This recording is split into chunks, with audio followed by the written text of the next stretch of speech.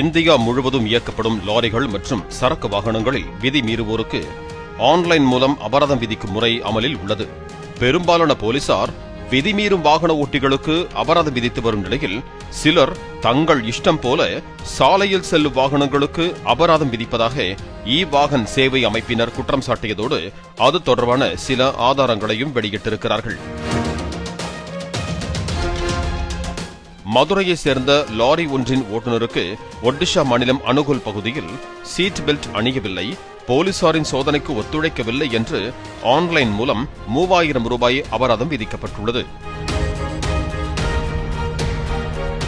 அபராதம் விதிக்கப்பட்ட அதே நேரத்தில் அந்த லாரியில் உள்ள சிசிடிவியில் ஓட்டுநர் சீட் பெல்ட் அணிந்தபடி லாரியை ஓட்டிச் செல்வது லாரிக்குள் பொருத்தப்பட்டிருந்த சிசிடிவி கேமரா வீடியோ மூலம் தெரியவந்ததாக கூறியுள்ளனர். கோவை போக்குவரத்து போலீசார் இதற்கு ஒரு படி மேலே போய் கண்டெய்னர் லாரி ஒன்றுக்கு ஓட்டுநர் தலைக்கவசம் அணியவில்லை என்று ஆன்லைன் மூலமாக 1000 ரூபாய் அபராதம் விதித்து அசர வைத்துள்ளதாக ஆதாரத்தை வெளியிட்டிருக்கிறார்கள். சம்பந்தப்பட்ட போக்குவரத்து போலீஸ்காரர் மீது புகார் அளிக்கப்பட்டுள்ளது. இவர்களுக்கெல்லாம் மேலாக ஆந்திராவின் ஏலூரு போக்குவரத்து ஆய்வாளர் பீமாராவ் என்பவர் செய்த சம்பவம் வேற மாதிரி.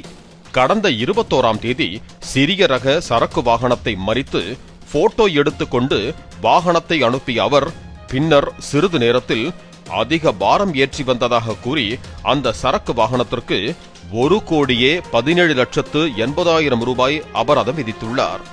அந்த அபராத தொகைக்கு அதே போன்று 16 சரக்கு வாகனங்கள் வாங்கலாம் என்கிறார்கள். இதனை கண்டதும் காண்டான ஓட்டுநர் தனக்கு இழைக்கப்பட்ட அநீதி குறித்து தனது சங்க நிர்வாகிகளிடம் புகார் அளித்ததால் தான் செய்த தவறை உணர்ந்த பீமாராவ் தவறுதலாக 3 பூஜ்ஜியங்கள் கூடுதலாக பதிவாகிவிட்டதாக கூறி மொத்த அபராதத்தையும் ரத்து செய்வதாக அவரிடம் சமாதான பேச்சுவார்த்தை நடத்தி வருவதாக தகவல் வெளியாகி உள்ளது. இப்படி ஆன்லைன் அபராதம் என்ற பெயரில் லாரி உரிமையாளர்களிடம் போக்குவரத்து போலீசாரும் சாலை போக்குவரத்து அதிகாரிகளும் சாலையோரம் தங்களுக்கு வசதியான இடத்தில் நின்று கொண்டு ஆயிரக்கணக்கில் பணம் பறிப்பதாகவும் இதற்கு மத்திய மாநில அரசுகள் இணைந்து நிரந்தர தீர்வு காண வேண்டும் என்றும் கோரிக்கை விடுத்திருக்கிறார்கள். பாலிமர் செய்திகளுக்காக செய்தியாளர் வேல்ராஜ்.